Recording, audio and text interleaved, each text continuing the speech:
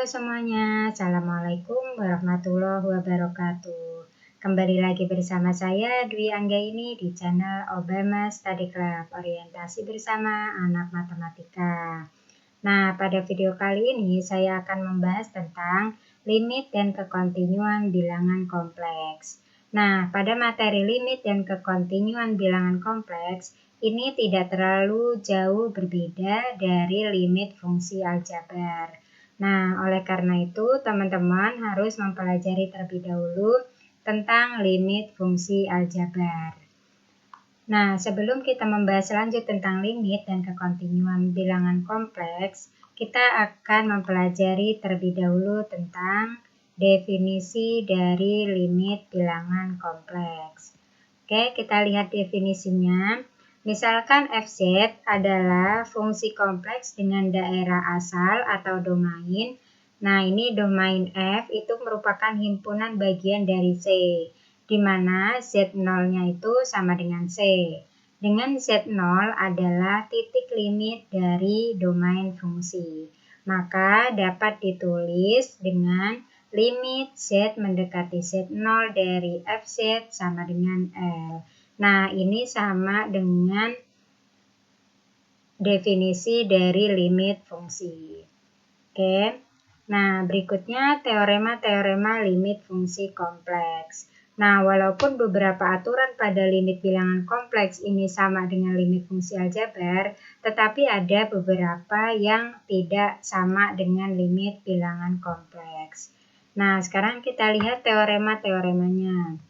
Yang pertama adalah, jika fungsi f mempunyai limit untuk z menuju z0, maka nilai limitnya tunggal. Nah, berarti di sini tidak ada nilai limit lain selain dari limit untuk z menuju z0. Kemudian yang kedua adalah, jika fz sama dengan u, nah di sini u-nya adalah x, y, berarti dua variabel ditambah i, v, nah di sini juga x, y, dan z-nya sama dengan x ditambah y dengan domain D. Titik z0 itu sama dengan x0 ditambah y0. Nah, ini berada di dalam D atau berada pada batas D. Maka, limit z mendekati z0 dari fx yaitu u0 ditambah i v0. Jika dan hanya jika limit z mendekati z0 dari u x, y yaitu u0 dan limit z mendekati z0 dari v-nya adalah v0. Nah, oke. Untuk teorema-teorema perhitungan limit fungsi bilangan kompleks ini sama dengan teorema-teorema pada limit fungsi, yaitu untuk penjumlahan dan pengurangan, perkalian dan pembagian, serta perpangkatannya. Nah, itu sama dengan limit fungsi aljabar. Nah, teman-teman bisa lihat di video saya sebelumnya. Nah, berikutnya adalah contoh limit bilangan kompleks. Oke, contoh yang pertama adalah limit z mendekati i dari z kuadrat ditambah 1 per z min 1. Nah, di sini kita bisa menggunakan teorema limit fungsi aljabar, di mana pembilangnya di sini bisa kita faktorkan. Oke.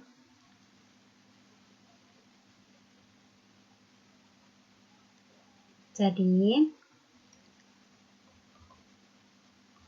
limit z mendekati i, ya, di sini faktornya adalah z min i dikali dengan z plus i.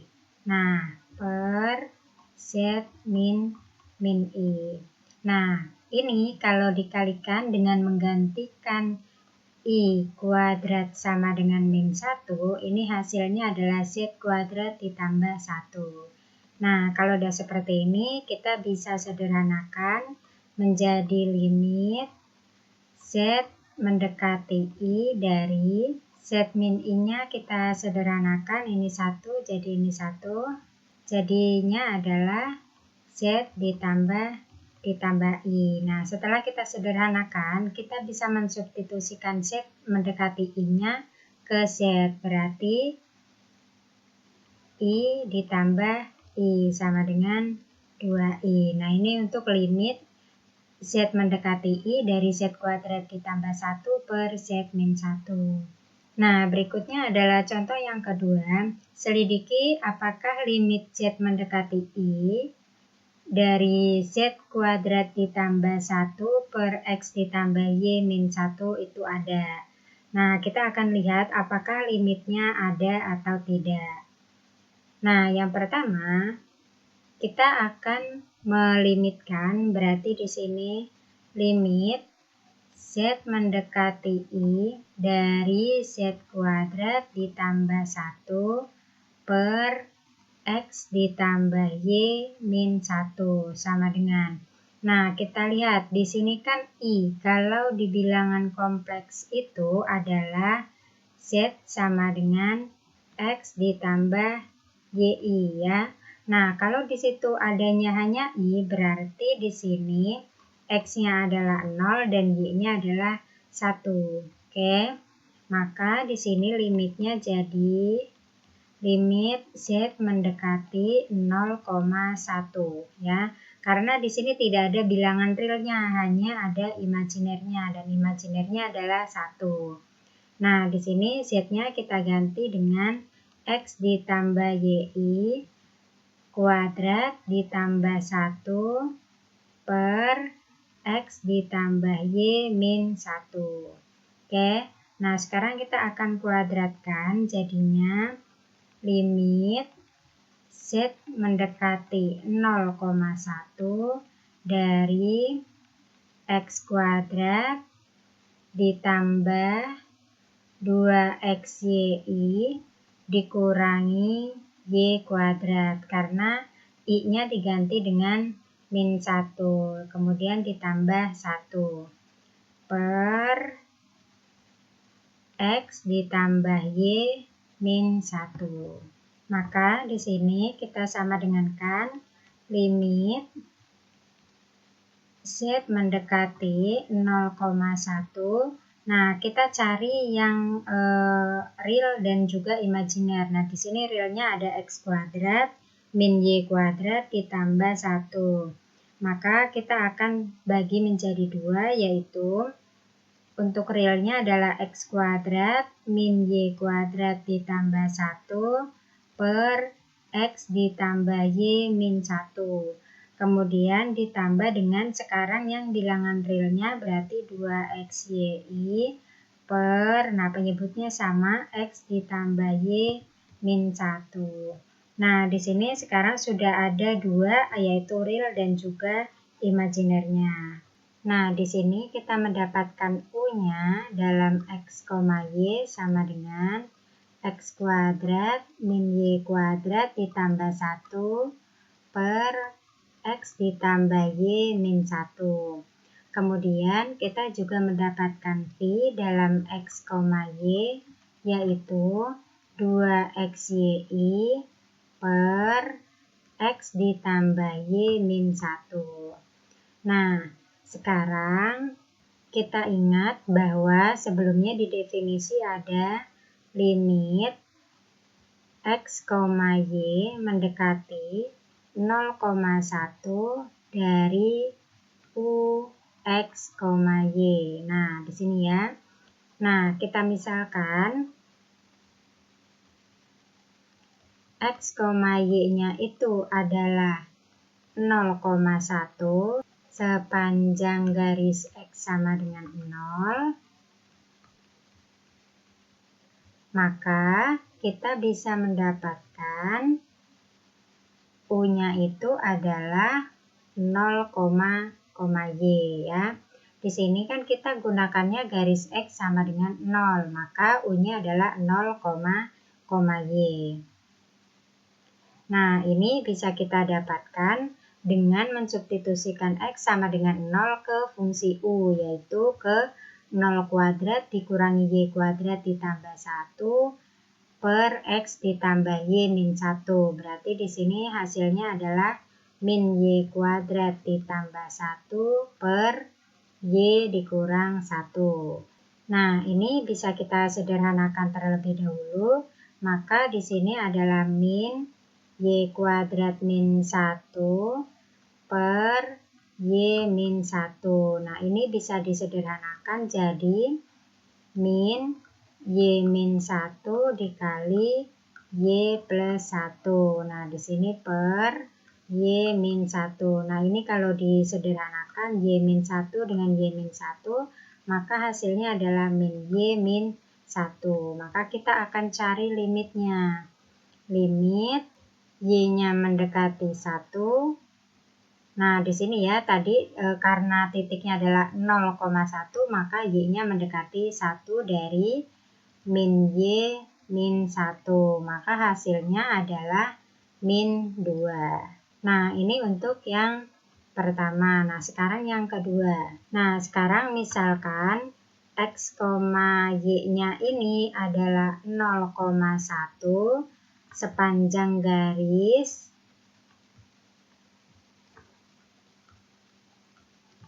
Y sama dengan 1.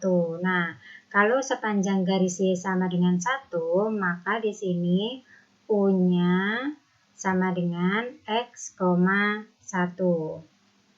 Nah, ini sama dengan X ya. Nah, dari mana X? Sama seperti tadi, ketika Y-nya disubstitusikan ke fungsi U, maka akan mendapatkan U X, 1-nya sama dengan X. Nah, maka kita akan limitkan limit X mendekati 0 dari X sama dengan 0. Nah, di sini kita sudah punya hasil dari limit yang, nah, kita sudah mendapatkan nilai limit dari sepanjang garis X sama dengan 0 dan sepanjang garis Y sama dengan 1. Nah, di sini karena X, Y-nya mendekati 0,1 sepanjang dua garis yang berbeda, menghasilkan nilai limit yang berbeda, maka nilai limit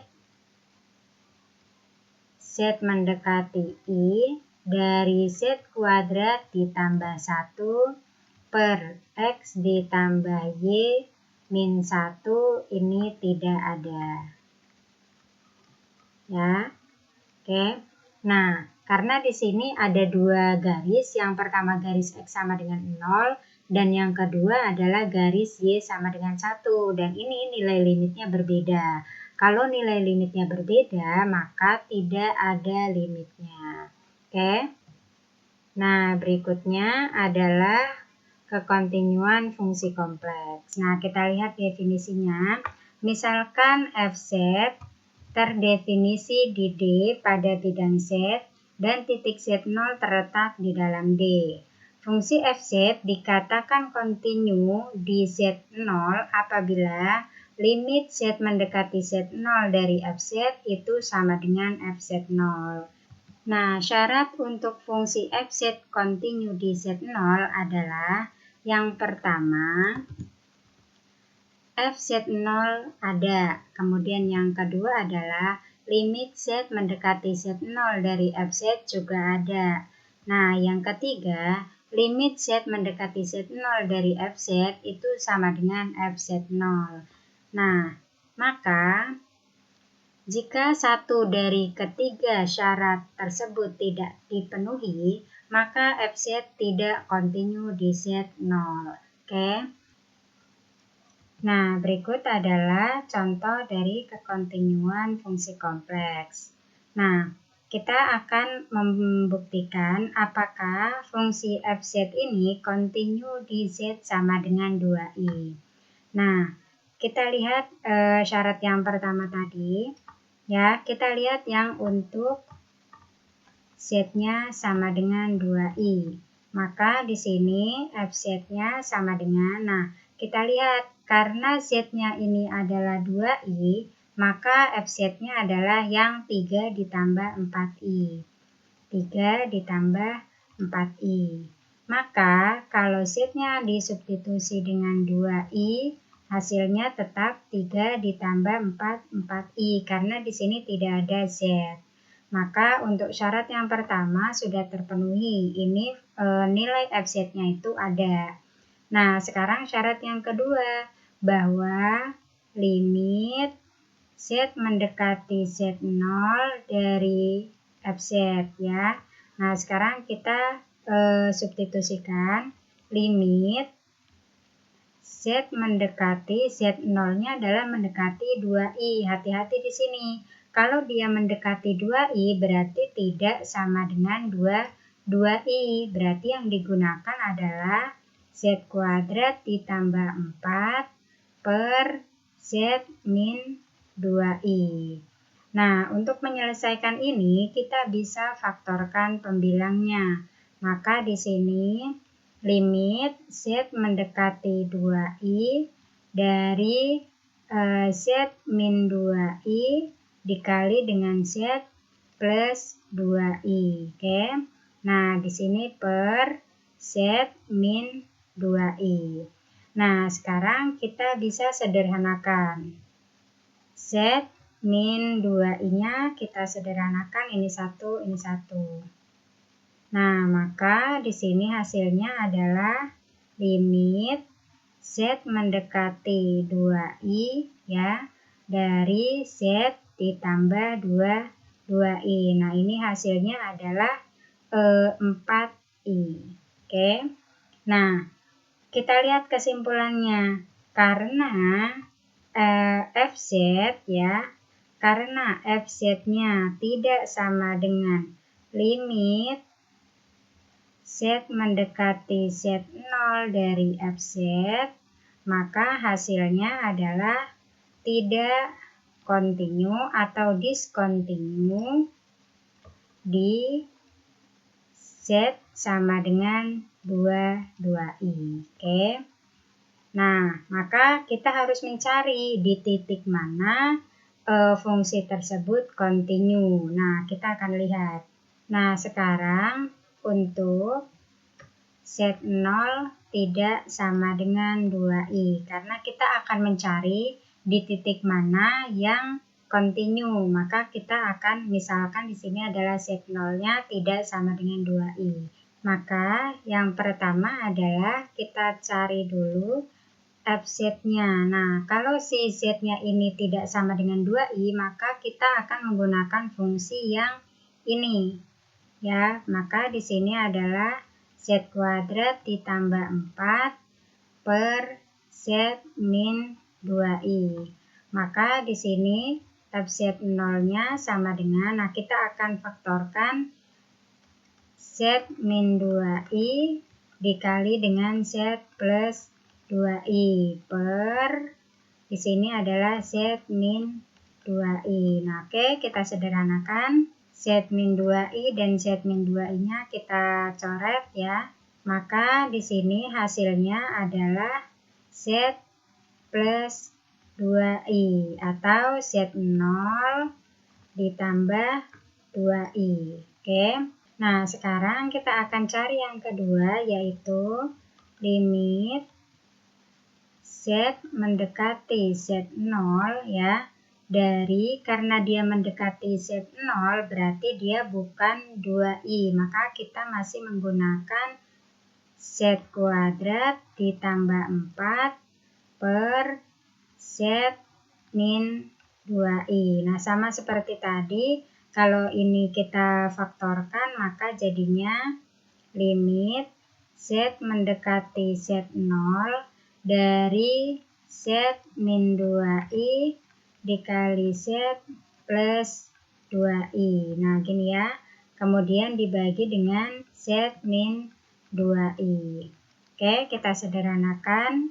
Z min 2i-nya kita coret, ini 1, ini 1. Maka jadinya adalah limit Z mendekati Z0 dari Z ditambah 2i. Nah, sekarang Z-nya ini kita ganti dengan Z0. Z0 ditambah 2i. Maka di sini menemukan nilai Z0 ditambah 2i. Artinya dia sama dengan Fz0-nya ini. Ya, maka di sini Fz sama dengan limit Z mendekati Z0 dari Fz. Nah, kalau sama, maka di sini adalah kontinu di Z tidak sama dengan 2i. Nah, seperti ini, oke. Jadi kita harus tahu fungsi itu kontinu di Z berapa dan tidak kontinu di Z berapa. Oke, demikian materi kali ini. Jika ada pertanyaan, silahkan ditulis di kolom komentar. Jangan lupa di-subscribe dan bunyikan loncengnya, agar teman-teman tidak ketinggalan materi dari saya. Terima kasih. Wassalamualaikum warahmatullahi wabarakatuh.